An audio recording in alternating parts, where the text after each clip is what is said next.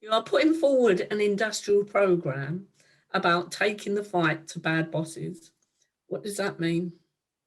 Yeah, so this sort of links a little bit, I suppose, to the leverage discussion, because when you look at leverage and look at how we push back on bad bosses, if you like, obviously we have our traditional methods of doing that. So of course, strike action is critical. The withdrawing of labour is a really important piece in terms of how workers push back. And in some instances, you know, that can't be done through industrial action. And as I said, we need to have other things to bring in, like leverage, to use against employers where we need to. But all those things are reactive. You know, something happens, we come in, we react. Stewards need have been sacked, we come in and we react.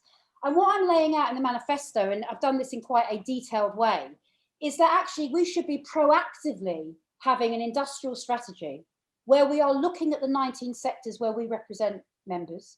We are looking at the companies who undercut the terms and conditions of those members. We look at the companies who are using agency workers and exploiting them, but also then undercutting the terms and conditions of our members.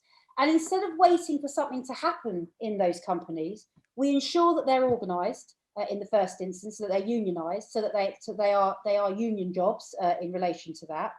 And also that we're not afraid of taking on companies who are hostile to unions. So the example that comes to mind is Amazon. This sits in one of our sectors, so it sits in the RTC sector. It's the biggest company in road transport logistics, but it is not unionised, and that is now undercutting other companies in that sector. So in turn, it then has a knock-on effect in terms of the wages that workers get within that sector. So the idea for the part around bad bosses is, yes, we react when something happens, but we need to be much more proactive in terms of our industrial plan.